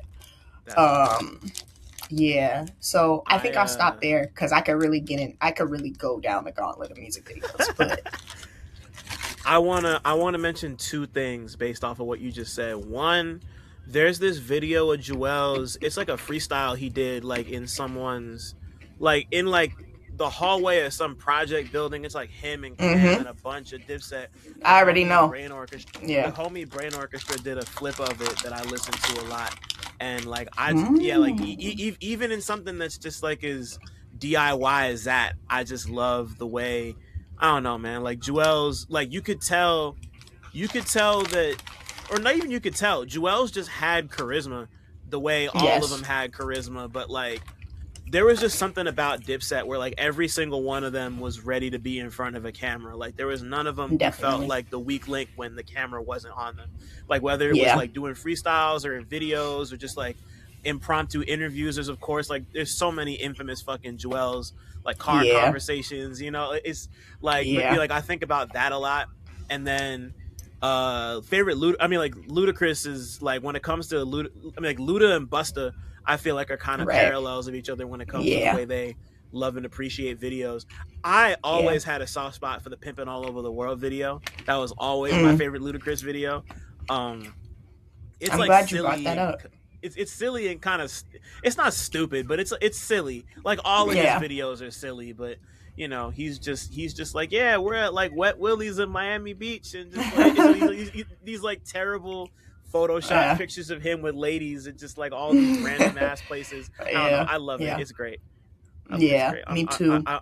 I'm also a huge, or I was at the time a huge Bobby Valentino fan. So You literally just clicked the button I was about to click because I was glad you brought up Pimpin' All Over the World because I love Bobby Valentino yeah, and it's incredible. revisit his videos quite often. Yeah. Again, how I thought adulthood would feel like. This is Right. what it's gonna feel like to be young and sexy. It kind of ain't that, but it should. the Tell Me video was the one that did that for me. Yeah, I was like, I want it to feel like that, you yeah, know? yeah, For sure. yeah. I Wow. still haven't. I probably this year will probably be my first year finally getting to go to LA. But I could only hope Melrose feels like slow down. Like you know what I'm Yeah, saying? let's Like okay, I hope so too. yeah, That'd be incredible. word. Literally, that's Damn. all I want. Damn. See, I'm going to the gym after this, so I'm probably gonna be bumping hella Bobby V at the gym today. I'm looking forward to it. Thank you. Real, Thank you. yes. Shit. So I mean, like, as you get older and you just develop your taste and palate and become you, uh, because you have, I mean, like, you have hands in so many different facets of this shit that we're all a part of, like music, fashion, politics, grassroots organizing, archive, like just like every aspect of it. Like, when did you know all of this was going to become more than just a hobby for you? I mean, like, you've talked about coming to New York from Atlanta to go to the new school. Like, just Mhm. talk to me about when you first realized that you were going to do all the things you do, because you do too many things for me to just mention all of them Yeah, in a sentence. that's a good question, and I'll try to be like as linear as one can make this. Cool, When I let's was go. in like when I was in like high school and like I had already I mentioned this program already that I was doing, right? So like it was intense. Like workload was crazy. Like I felt like not even I felt like I didn't have time to actually do all of that work and to um do much of anything else. Like I remember like all my like hobbies and stuff were just drastically like not the focus anymore. Like it was just my time doing everything was reduced. And so the only thing I did really have time to for was listening to music. Um and then by the time I got to like the end of that time, I remember being like, yo, like I'm gonna build my own. I remember having that like desire to like kind of world build. And like I remember the day I graduated, like I started a notebook, like a new notebook. And in the first page of that notebook, which I probably still have at my studio or somewhere, it's fairly accessible. But I remember writing in it like all these things that I wanted to start at some point. Like, and the way I was thinking of it was probably more like business mogul. And then like as I because that was the only frame of reference I had, like, okay, I'm gonna Right, own of like course. all these things. Yeah. And as I got older, that that idea of me doing all these things hasn't changed. Just the frame of how I'm gonna do them has as I've like developed my ideology and things like that. And so like I obviously like have a community backbone and like that, like you said, like socialist, like those things that make it one to one and personable and collective, like those are all there. But the desire to do everything has been there. Like even as a kid, like I remember running the gauntlet of what I wanted to be when I grow up. The first thing I probably wanted to be was a chef. And like I remember the answer being fashion designer. I remember the answer being um like a physical trainer because I was playing basketball. I wanted to be a basketball player, but I also like was in there's like so many things that I wanted to be a civil engineer at some point until I realized maybe not math wise. And then it was like, okay, I want to be an urban planner or whatever, which is still kind of true. So like these things like all I I've always wanted to do all of them at some capacity. And so I'm just like in a position now as an adult to be able to just like wake up and be like, okay, this is what my heart is telling me to do today. And so it's a balance, like because there's so many things, like you just kind of have to embrace like the seasonality and being like, okay, like this is what I'm working on right now, and it's gonna feed into these other things possibly, and I gotta devote myself to this. Um, and then knowing when, nothing is ever finished. There's no finality to anything, but knowing when it's okay to like wrap it up and then move on. Um, or like try to find a through line. Like these are all skills that I when I really think about it, like they've always been under development. and I'm just now in a position to be able to like to make them to put them to action, you know. Right. And like, I mean, like that's that sense of I, I don't know about wanderlust, but like that sense of like wanderlust and collective minded organization has, you know, like has led you to the good folks at PTP who you shouted out before. Like it's obviously a gang of y'all. Shout out to Gang and Yeah, for Merkaba and sure. Dream Crusher and Yada. Like it's too many people in PTP to Yeah, we name, deep. but We deep. yeah, man. I love y'all on my heart. So like talk Word. to me about how you found your way over to PTP. I assume that happened around the time you moved out here. Not even. I've only Mm, met them in the past. It might have been like we might be. It's 2026. yeah. 3 years. We might be Okay. at the 3 year mark of me Okay. Okay. meeting. I went to an event that Tim was on the panel for before I knew Shout out him. to I Tim. was We love Tim. yeah. So like I went there. Tim Hotep Aku for those of y'all who don't know. But I went there for whoever was on the panel, and then asked a good enough question that made Tim and Gang and Brandon Subtle like make their way over to me afterwards, and like we just kind of been locked in from there, honestly. Um, Mm-hmm. and so yeah, it was like an alignment already. They were like the people, like the older people in my life that I knew I needed, but I didn't have yet, and like they just kind of validated everything I knew could be true about what I just told you of like, okay, like I know, you know, I went to school and I ended up getting a business degree. I have a design, like a strategic design and management degree, which is a BBA.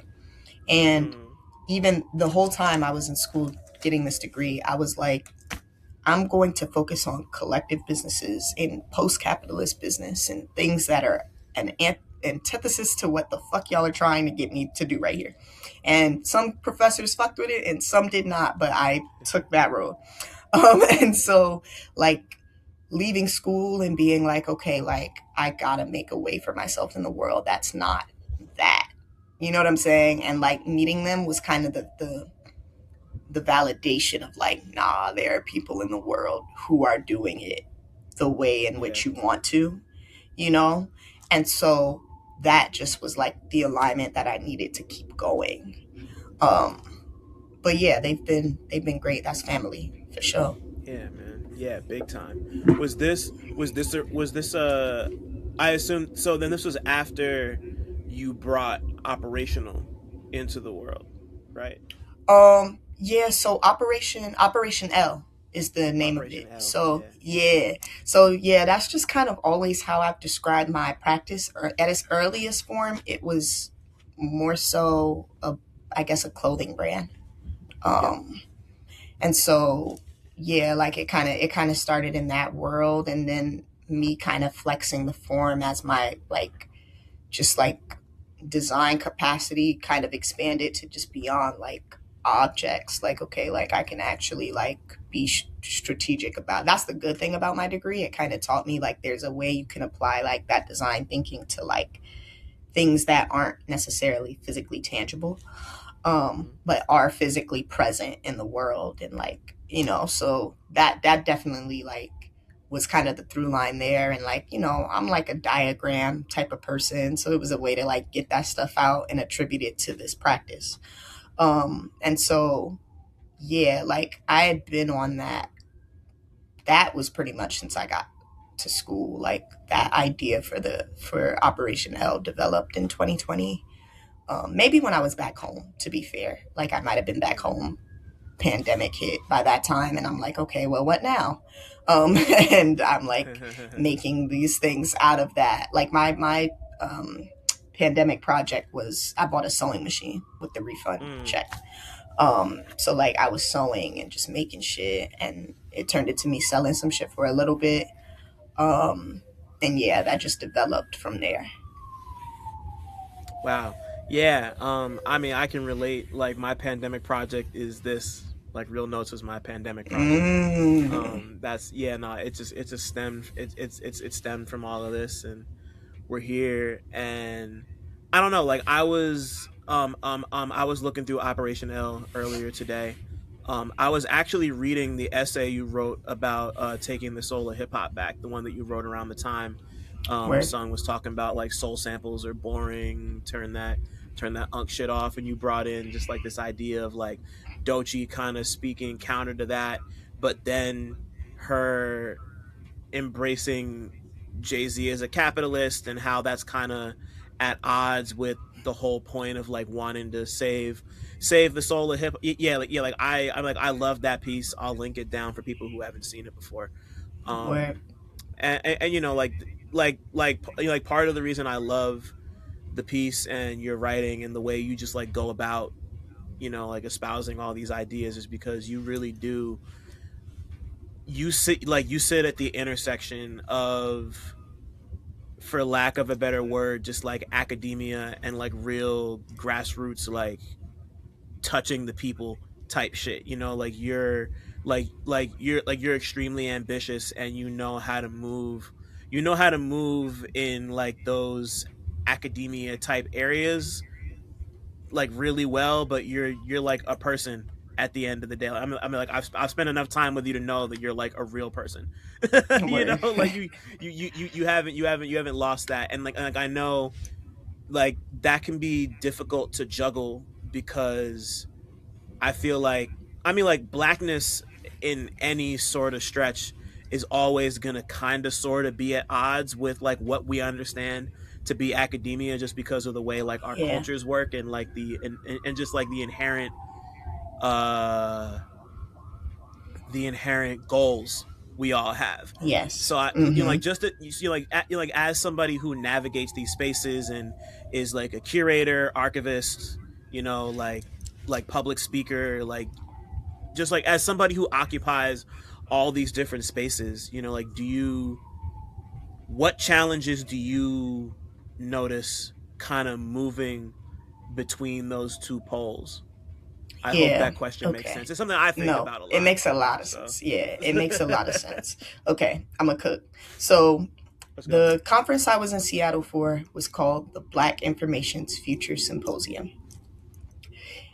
At this symposium were a lot of, I was probably low key the youngest person there. I peeped, but there were Mm, younger people there, like late 20s, who were doing um, library science degrees. So there are like the older people who were predominant were librarians, archivists. There were some artists. Me and my friend that were there, Francis, shout out Francis, and his studio Terminal One. We were there as designers. There are plenty of people who were doing these different like knowledge works, memory works, who are black and who felt like the future of my practice. Like I felt like I saw my future reflected in that room. And a common thing that kept coming up was how that's not a common feeling to be around people who already understand like the work. It was no need to over explain the things that we do or why it's important. The same way you just eloquently, like I know you feel like your question, like you were trying to land it, but I heard that got it before you even let the question finish because of the thank way you. in which you know what I'm saying? And so Yeah, like yeah, yeah. that that was an environment where that was the case. That has not been my experience in academic spaces, and I've since removed myself from academia because of this. Word. Like Yeah. I did my degree more so for my mom's sake, honestly speaking, and like left it at that. Um, I'm currently like the project that I've been doing is a thesis, like a master's level thesis, but independently of an institution.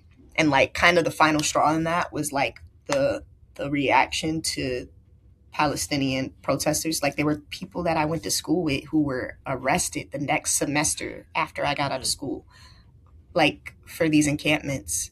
And it was just right. kind of like, not going back. Like, I don't give a fuck Yeah, what the fuck that institution shit. is. I'm not Absolutely. going out. So I Yeah. was done from there.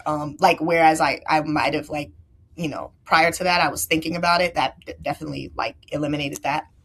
And it was like, okay, like, how could I continue this work at a serious level, but, like, give myself the respect that I deserve as somebody who takes myself serious as a scholar, but also not endure the harm that I was going through. Like, I kind of hinted to the fact that, like, some of my professors was not fucking with the collective vibe, like Right. when I Yeah. was in school. Yeah, some of them were. Some of them were. I had some very supportive ones. Shout out Jennifer Rittner.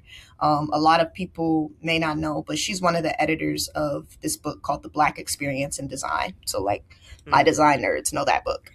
And Hmm. so, yeah, that was my school mom. Like, she's at Parsons. Like, she held it down for me when I was when I was dealing with racist remarks from professors, or, like, you know what I'm saying, all the things. um and I just was like, I'm not putting my work through that anymore. There's also, like, a through line of fugitivity in my work that I think I'm leaning into now. Excuse me. I'm leaning into that now, given the fact that, like, when I was in the institution and trying to go with the flow of it, it was like everything was attempting to shrink it or to make it into something else, or to take it and turn it into something that could be, like, produced and profited from in another Excuse way. me. Now you're Hmm. good. And I don't want that for my work, and I don't want that for work that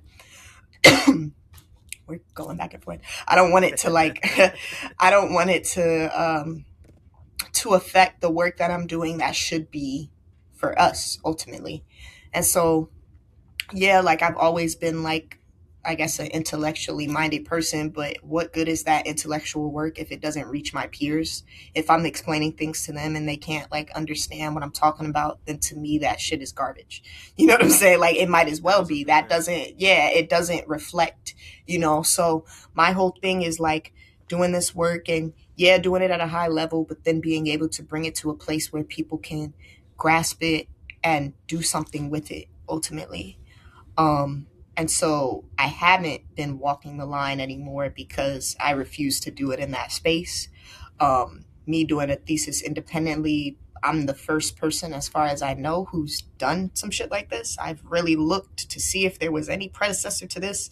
I can't find it. So if anybody knows, please correct me, but I can't find anybody else doing that, let alone somebody who is also a rapper. So, like, I Hmm. think, like, walking that sort of, like, um I guess, like, just intertwining them. It's not like walking or towing a line, like, it's just, like, making them all a part of the same practice.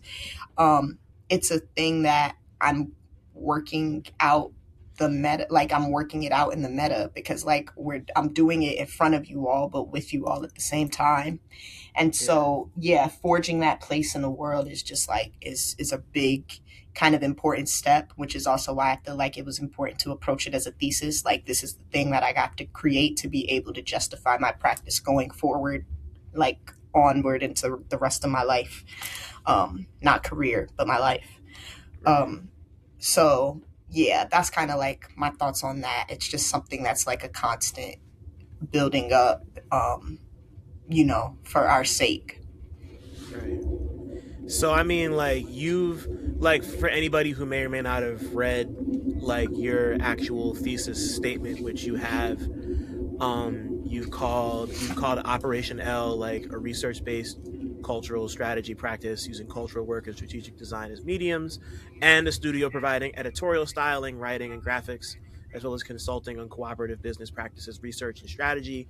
There's a lot of different things that are encompassed in there, just Yeah. across the spectrum, as we've gone over a bunch. But one that I'm excited to get into is the musical aspect of it. Like, you are a rapper, and you've been doing this. I mean, like, you've been in it for a long ass time. But as far as I can tell, unless I'm wrong and my research failed me, you really started, like, doing it for real within the last, like, 3, maybe 4 years, right? Yeah, Okay, just that's making accurate. sure.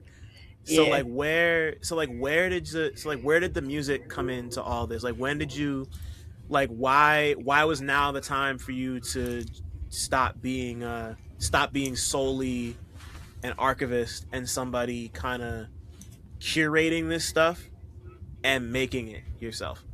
Yeah. Okay, good. Now you did your homework. Okay, so one, um, and I'll loop back to this, but I want to point Yeah. out that that description that you found, I don't even know where you found it at, so shout out to you. But it's been updated. It has been updated. So I'm going to talk Cool. through your question and then get to what the update is. Cool. Um, Perfect. so one, like, you good? Yeah. Yeah, I'm good. um, Table fell. table shit. Okay. Um, Yeah. so one, like, I've been rapping forever.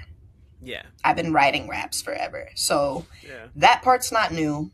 Another new thing that, like, a thing that was new when I got to school again, we realized, oh shit, there's studios here. Like, me and another homie that has started that same semester in the off semester. So Mm. we're like, oh shit, like, let's go, let's cook. And she was a much better rapper than me. So, like, she's in there, she's cooking. I'm figuring it out, like, on the, just like figuring out the software. I think it was Pro Tools in those school studios. So, like, I'm figuring out how to record her and everything like that. So that stuff I figured out there, but the rapping, it wasn't hitting yet. It was not hitting. It was very early. It was also my first time recording. Like, like, I hadn't done that prior to that moment. And so I was like, maybe I'll kill that for a little bit. And then also, like, it was just like, I'm in school, like, I'm doing a lot of things, and I'm like, we're gonna get to this music shit, but let me just finish this mission. And so finished the mission, and then, like, maybe a few months went by after, like, I graduated, and I was like, okay, it's about time. And so I was like, like, I'm about to get into this. And everybody who knew me or, like, who was around me knows, like, I like, being a rapper was inevitable. Like, it was just like, I just need to focus on where I'm at right now. And so, yeah, at that point, like, started recording, and just, like, getting better. Like, I have a lot of stuff from that time. Maybe, yeah, like 3 years ago, like, I'm recording and stuff, and I'm like, I'm not feeling it yet, but after a while, it hits. Like, you just got to do it, you know?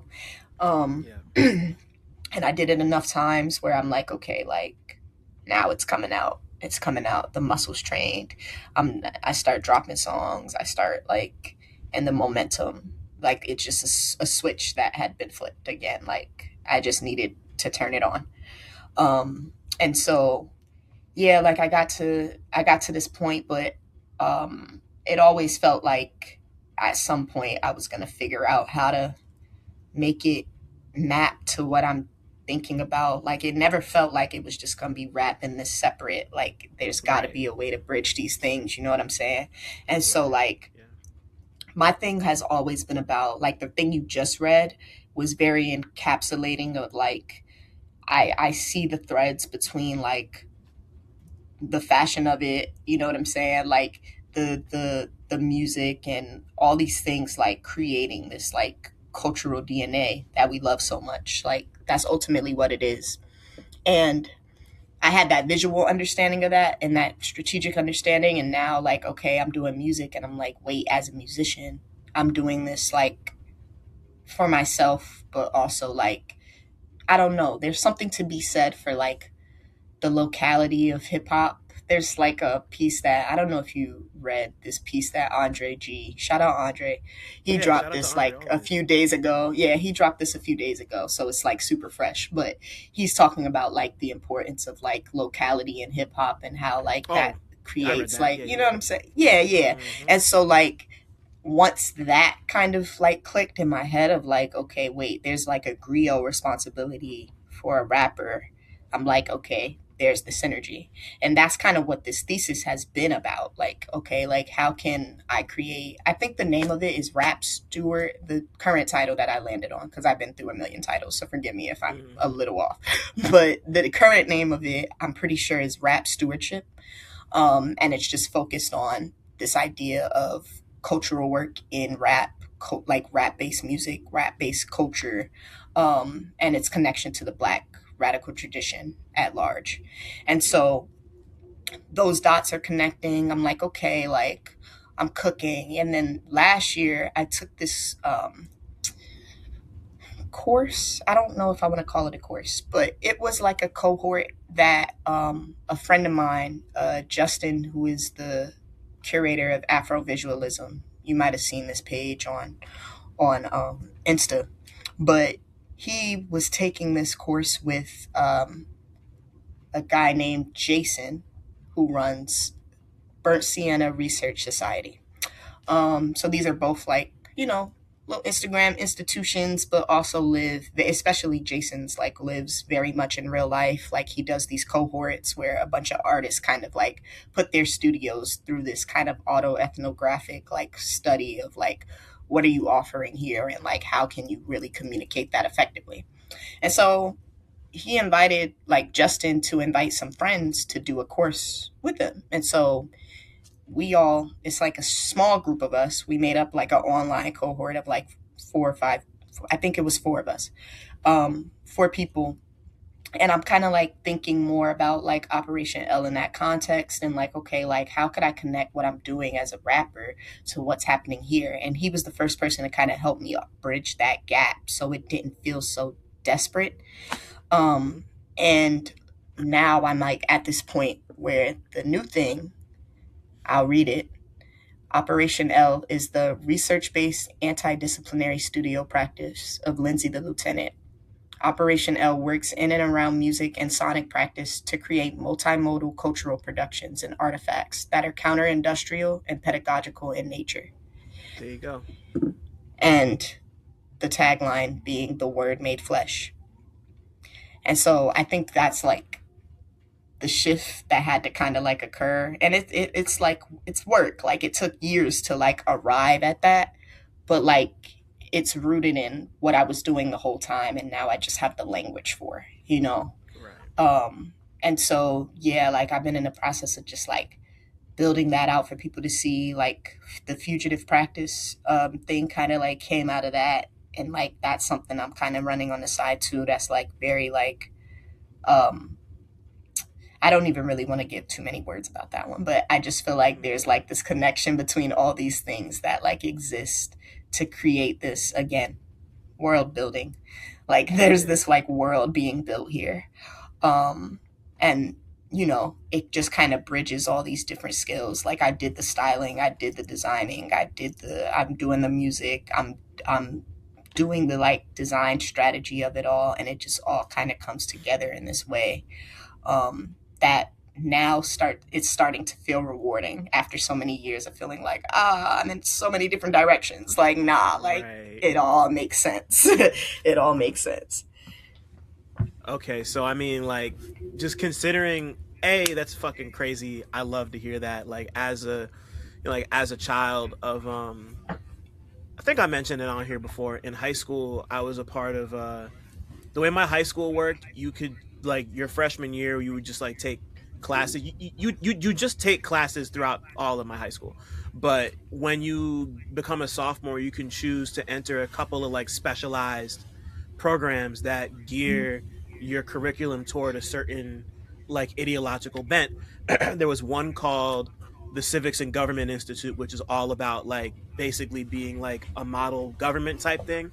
And then the Center for Social Justice, which was all about gearing learning toward, just liberation struggle and Word. identity politics, for lack of a better word, and just like community organizing. Like that's what CSJ was. And I chose to go that path. And, like that, like as a child of stuff like that, that means a lot to me that you're doing this the way you're doing it. So just like, Word. that's cool as fuck. It doesn't need to be said, but that's like, you're preaching to the choir. So shout out to that. Appreciate it. But yeah.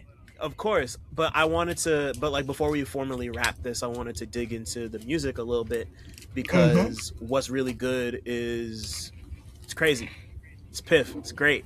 Thank you. And just like having gotten to speed run the handful of joints you've dropped in the last couple years, under Mm-hmm. this name, you as a musician, like even just within the rap context, there's so much happening, but it all feels so focused around just like I'm like I was saying before, there's garage, there's grime, there's a heavy, heavy, heavy Jersey, Philly, Baltimore club influence in everything you do, and Right. of course like it's built around this real sharp, extremely left leaning politic. Like of course there's a bunch of sound clips. One that I always come back to is the I think Stokely Carmichael, Kwame Ture, I'm pretty sure on the second or third song, where it's just him Yeah. talking about how just like like Americans are paying for, like our tax dollars are paying for all the weapons being, yeah, just like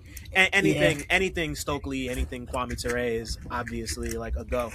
But Right. like you just tying all of that in with these songs about surviving and organizing and getting laid. Like there's so much happening on this album. So just like Word. talk to me about putting this project together, putting it together with PTP, and how you feel kind of looking back on it now that it's been what, like 3, 4, 5 months since it dropped. Yeah. Yeah. 5 months, I guess. Yeah. Yeah.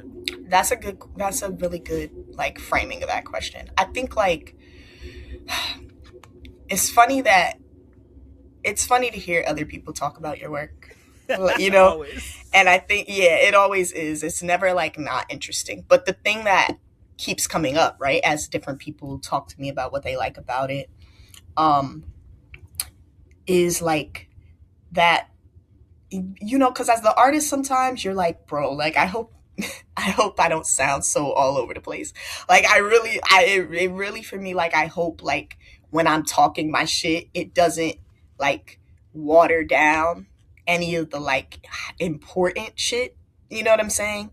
And not that that's not important, because that's me, that's my real life. But, like, I just think, like, there's, like, this delicate balance to kind of, like, strike, right?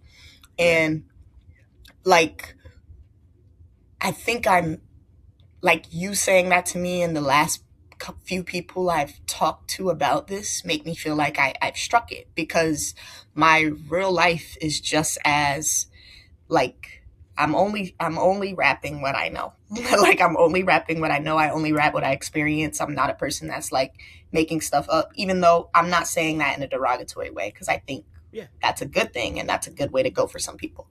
My stuff is very much real and rooted in my real life. And so like if you could hear these tales about like my real life and the more sillier parts of it and still reconcile them with the more serious shit, then you're relating to me, because I have to do that shit every single day. You know what I'm saying? Like this is real. Um and so, like it's called What's Really Good anyways, because like, I don't know, you've probably seen this meme for sure of like uh Marvin Gaye was confused as fuck. Marvin Gaye always had a question. Yeah. So so that was me being funny, as well as being a Dipset like fan and early 2000s rap DVDs, mixtapes, all that shit.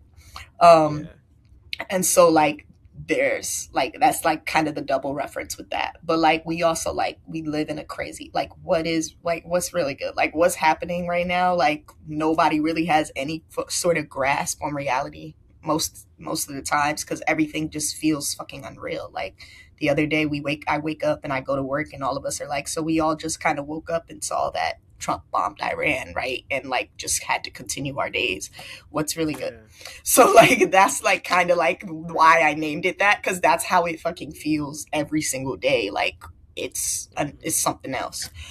Um, and then there was a second part of your question. I don't want to miss it. If you don't mind repeating what Oh your shit. second point was. Shit. It was putting the You asked me project. about creating with PTP And then you looking kind of back touched on it on in the 5 months and looking since back. it's been. Okay. Yeah. So yeah, these are all songs that I had. Like I don't even really think I did too much new recording. No, I might be lying. There's definitely a couple of songs that were new, because all the stuff that was produced by me was new. I did those like originally I wanted to try and drop this on my birthday, which is late July. Um, and so that month of July, I probably had the idea within the first few days of the month, and then I locked in to finish the songs that I already had. But there were some that just didn't make the cut. And so I'm like, okay, like I can add songs, and I kept having ideas. Like my brain was just kind of in that mode. And so I ended up producing damn near half of the tape, which is crazy because prior to that, I hadn't produced much of anything. Wow. And so that was kind of a crazy switch that flipped too, in that sense. Yeah. Yeah, welcome to 20, this is 24.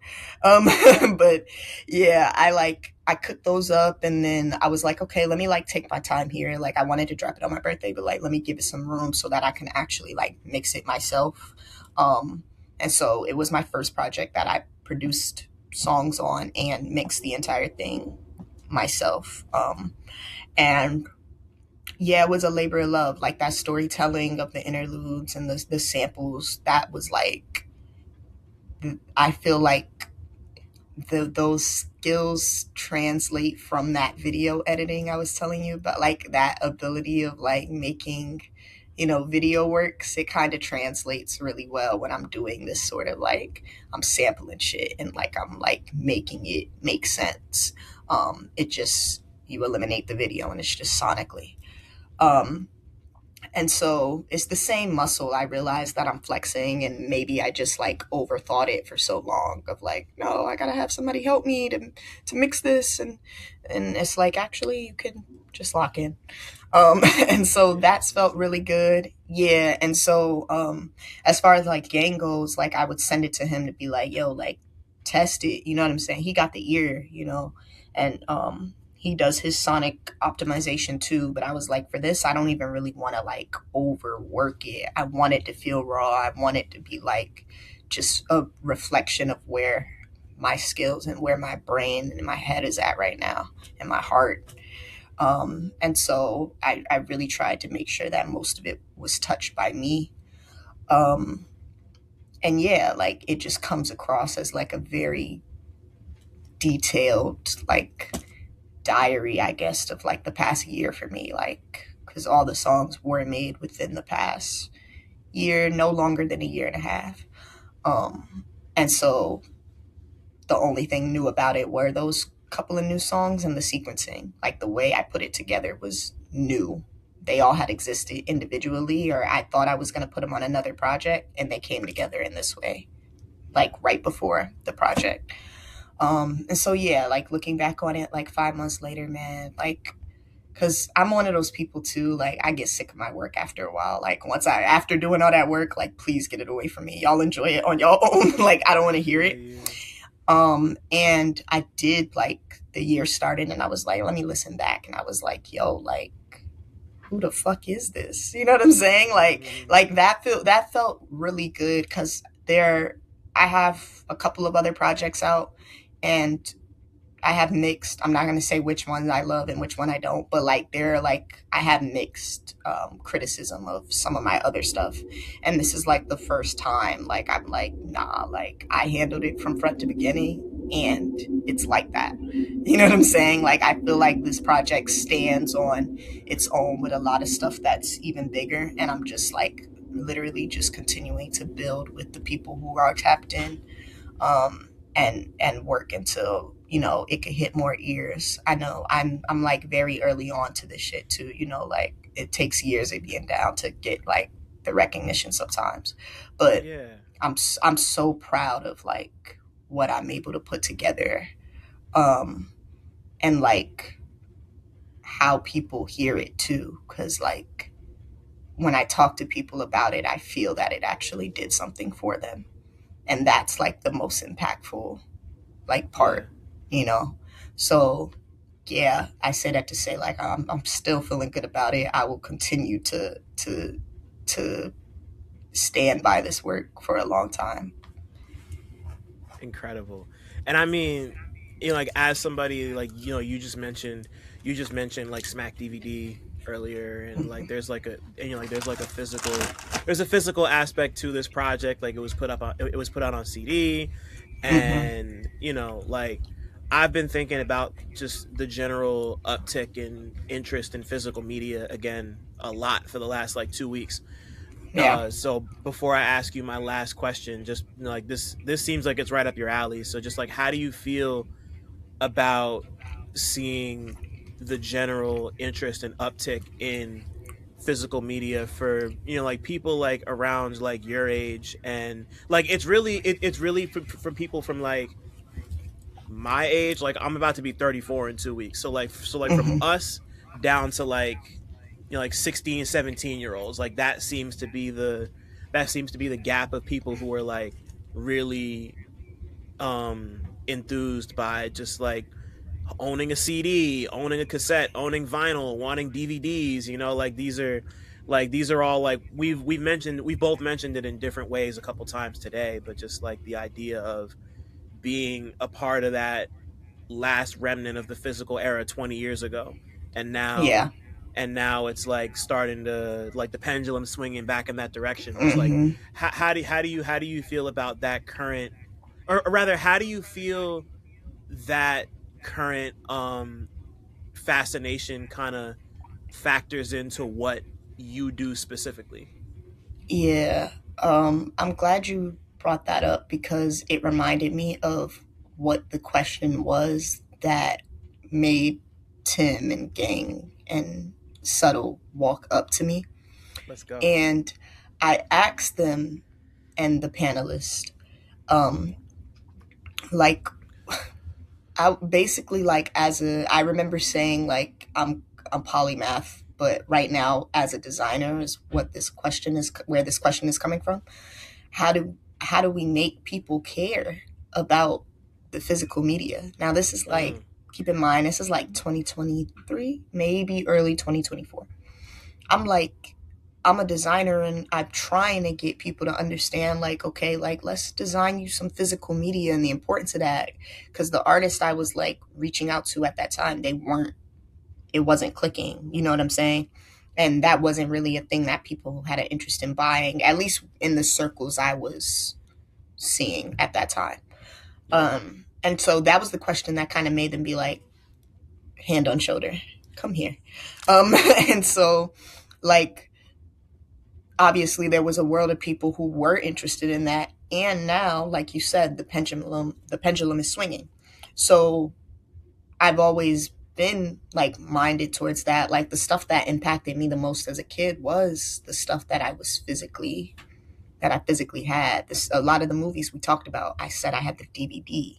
You know what I'm saying? Like that's important. And as a designer, of course, I want to design the physical thing. Like the cover is fine, but don't nobody care about this little cover on streaming that's this size on your phone. Like I want to see the art that you're making. Um, and shit that I'm making. The fuck. Yeah.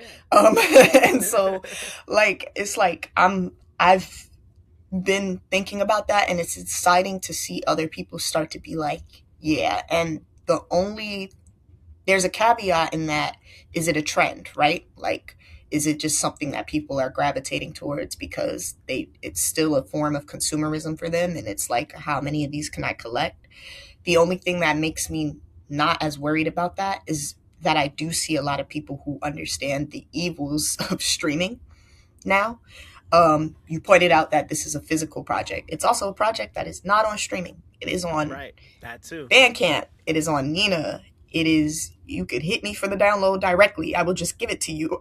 Like these are Yeah. like, I'm very intentional about it not being, it's on SoundCloud. It's on places that are not like ruled by some distributor, some random third party distributing website that I have to deal with and hope that they don't flag it for any of the random ass reasons that they could. Because I went through that process with C Day. It was a nightmare. Like so much like, and so I pulled it all together. I just left it off streaming, and I was like, it's gonna live on here. And when I drop the next project, it's gonna live on here.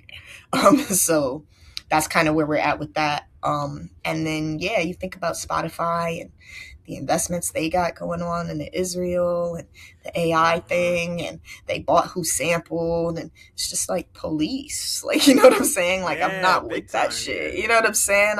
We don't fuck with 12.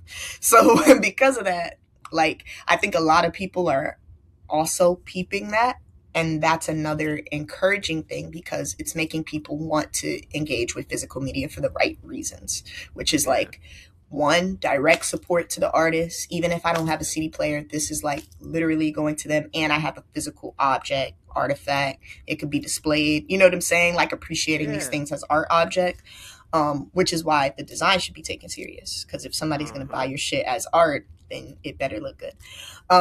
So, Word. like, that's a thing for me. Like, I've designed all my covers in the past and booklets and stuff, and so this was my first CD, but I did the booklet. I had it printed by Battle Jester. Shout out Battle Jester and Shout Xena.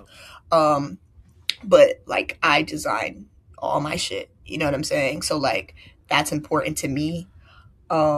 And I'm glad to see that it's important and appreciated by people who, want to support or opt into the work, whether they get to bump it on the CD or not. Like, it's still like a love that's being shown, and people will have your shit forever. You know what I'm saying? Like, it's just, you can't beat that to me. Yeah, you really can't. Yeah, no, like the internet goes down, you got the CD, you got the DVD, you got the tape, you got whatever. Like Yeah, that's important to me as somebody who still has hella DVDs from when, like from like 15, 20, basically even 30 years ago at this point.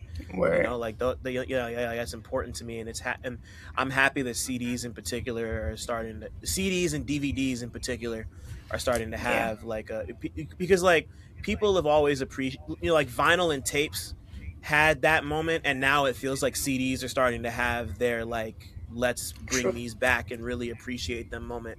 Like Mm-hmm. as like I don't know, it makes me happy just to see it, and Same. like as as somebody who's like knee deep in the shit the way you are, like like to see the push you did to bring it to keep it on the right channels and give people a physical to hold and to cherish and to like, you know like play out while they're driving around in 95-degree New York weather. Like it feels like, if like it feels very, once again, like that club influence in there really kind of speaks to me, is like I'm from Jersey, like Jersey club is in my fucking blood. So like it's Definitely.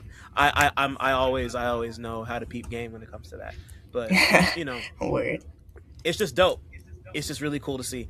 Um, and to formally wrap this, Lindsay, Seeley Lieutenant, if your life was a movie, what would it be about?